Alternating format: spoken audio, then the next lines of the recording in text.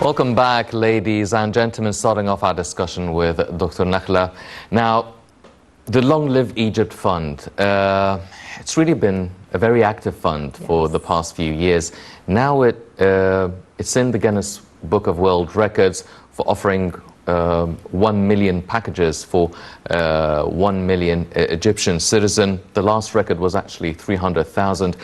Now, we keep talking about the economic developments, the political developments, national mega projects, all of these things, but we're seeing over the past few years, and especially during the corona pandemic, that Egypt has really embarked on the humanitarian side of development, sending medical aid to Lebanon, to Sudan, to different African countries all over the world.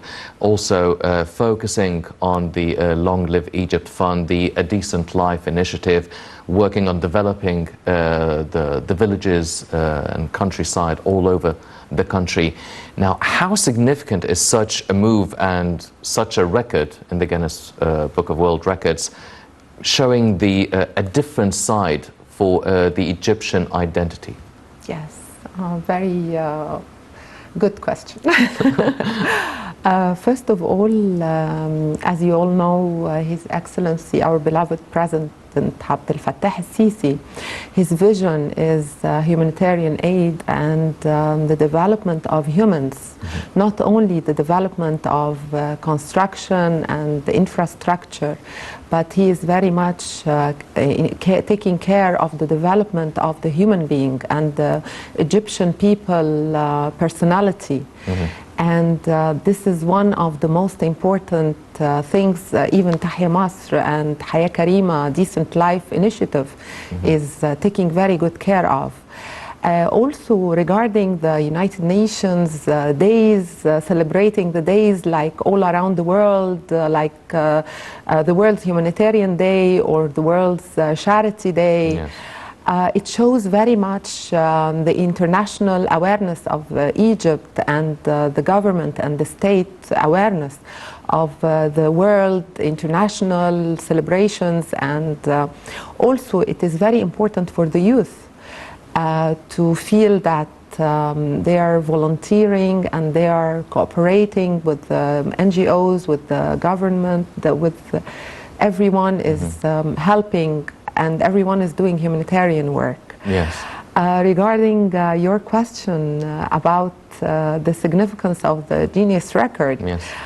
This is something also, it shows the awareness of the government and the awareness of the world events and the world, and talking to the world, I mean. Egypt, as you saw with Dr. Ibrahim Higazi, the development report, the report of the humanitarian, the United Nations, and all the people were attending the launch today of the report. We are on the plan. We are on the international, what you call, plan, map. Exactly. So also doing a record in humanitarian support to needy people. You're talking about 1 million families, which is not 1 million, it is 5 million persons. Yes. And if I'm not mistaken, 16,000 Egyptian volunteers worked on this convoy. Also 2,000 poultry chicken were distributed in 27 governorates. Yes. And this is a huge contribution. Billions of pounds, donation of the different stakeholders, not only the government, not only private sector, not only NGOs, not only, even young people are donating to Tahya Masr, and as all the experts and all the government is saying, the way to the development of humans and the humanitarian aid is through building pipelines of volunteers to serve and help needy places and needy people. Well, the Doors of Charity celebrates the International Day of Charity, and we're used to doing charity here in Egypt, but it's mainly during the religious festival feasts, Yes, or Ramadan. Ramadan, Yes. maybe in the winter, distributing all the blankets and the extra clothes for the winter season. But now it's becoming an all year long sort of concept of no. It shouldn't be a seasonal thing, but it's an all year round thing. And does that really work on changing something, embedding a new understanding and a sort of behavior within the Egyptian culture? How effective do you think that this will be, not just for now, but for generations to come? Yes. As His Excellency was saying today, that Haya Karima, Decent Life Initiative, if you see the amount of money and the amount of work that should be achieved by a pen and a paper, it will take 10 years. Yes. But thanks to him and thanks to God, it's only 3 years, and we'll achieve the full development and the full Haya Karima, decent life for all the 4,600 and something villages in all the governorates. And this shows that it's a full combined interactive thing. I mean, it's not only distribution of blankets, like you're saying, not only distribution of food, not only distribution of chickens or no, it's also development of the mentality of people, development of the feeling of the people that they have to work and they have to build their own future. People now, they're not waiting for the job like years before. They're not graduating and waiting for the perfect job. Even in villages, people now with Haya Karima, Decent Life, and with the Tahya Masr and a lot of different initiatives of many ministers. If I start saying the names of the initiatives, we will not stop. They built the culture of small and medium projects and giving them things to work on. Different projects and different things, not only raising like animals at home and selling eggs or things like that, but also small and micro projects. Doing blankets, doing carpets, doing small projects, small businesses, teaching them. A lot of big organizations also, they are contributing, like the ILO, they are contributing in teaching the villages and the needy people how to sell, how to buy, how to get the resources, how to use the resources. Also, the concept of value chain is a very important concept that it's entering the villages. And adding something to your product or adding something to your resources can get you more money, can really develop you economically and personally. Well, Dr. Nakhla, I mean, you've mentioned a few valuable things, which is, it's not the good deed or the goodwill, but being a business expert yourself, now it really adds into the characteristic or the identity of the Egyptian citizen as a business developer, as you've mentioned, really trying to learn new skills, train for different things, start your own business, your own projects, and having a value added to whatever product you have. How long would you say this could take to see really an entrepreneur or a startup within every Egyptian family, at least one? Okay, we've been working, I've been working a lot with a lot of organizations. I wouldn't say their names now, but a lot of organizations, and we have a lot of success stories.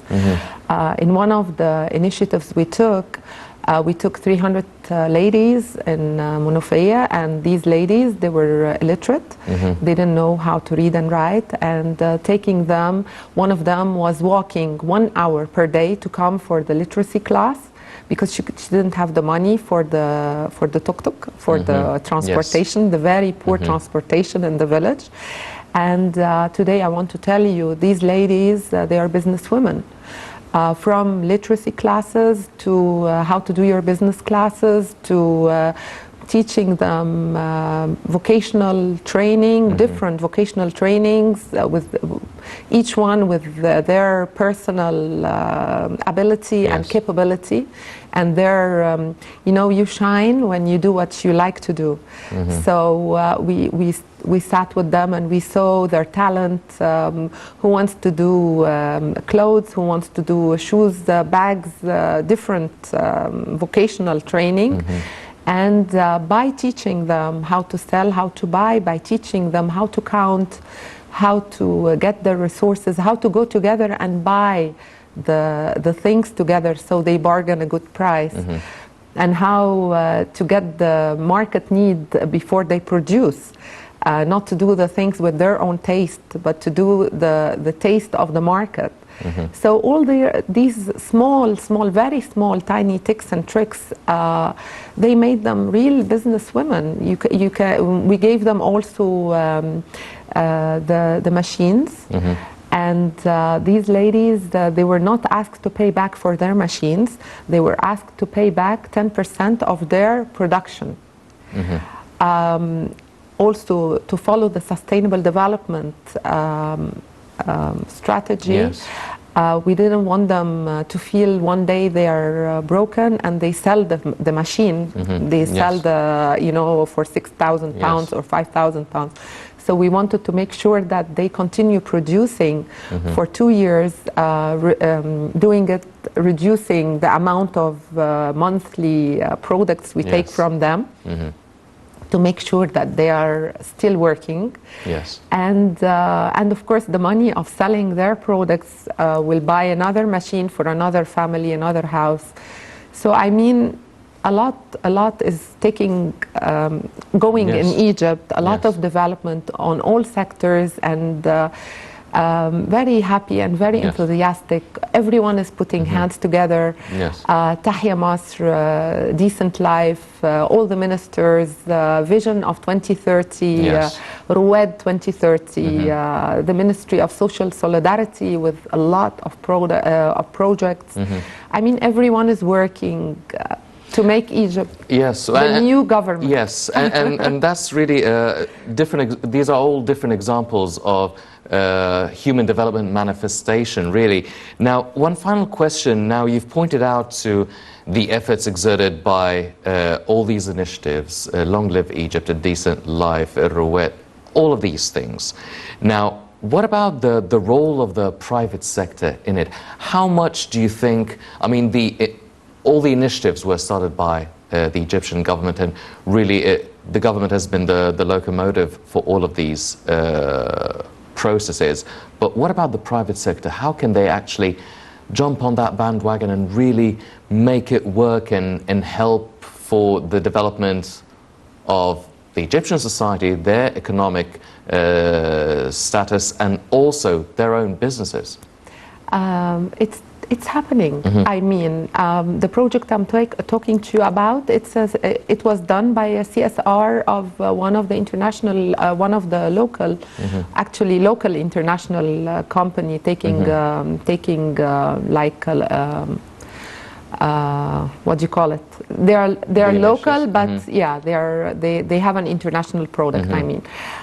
So a lot of companies, a lot of private businesses, Tahya Masr is taking funds from private companies. The private sector is encouraged to actually do that. Of course, and CSR in all the private sector, they are pushing very hard and paying funds and paying donations and paying, and I like it when CSR companies contribute, because they have the business look and the business management and KPIs, and I mean, it gives spirit to the service. It's not a goodwill only. It's managed by KPIs and ROI, and so it's return on investment. They pay the money, and they follow up on the achievements and on the things that are coming back out of the project and out of the donation, I mean.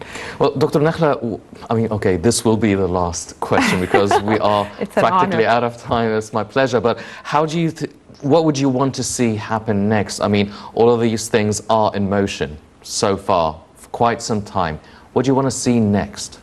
My dream is not to graduate one single graduate from any Egyptian university without doing at least 1 month of volunteer service. This will affect very much our youth. And when I take my kids to a village with me or any needy place, they come back completely changed. Mindset is completely changed, and it gives them the humanitarian side. So I wish all our youth will volunteer, and each will do something great to his country. Yes. Well, ladies and gentlemen, the country is doing a lot. The private sector is also doing a lot. But Dr. Nakhla actually mentioned one of the most important things, that we need to do our bit. The youth need to really embark on all of these all this progress that is taking place. It is a learning experience. It is really changing and shaping and forming a new generation, a new culture within the new generation of Egypt. Unfortunately, that's all the time we have for this edition of the Daily Debate. But before we go, I'd like to thank my very distinguished guest, Dr. Nevine Nakhla, the doctorate in business administration. Dr. Nakhla, it was a pleasure having you with us. Pleasure being with you. Thank you very much, Doctor. Ladies and gentlemen, please stay tuned for more coming up on Nada International. I'm Henny Saif. Thank you for joining us.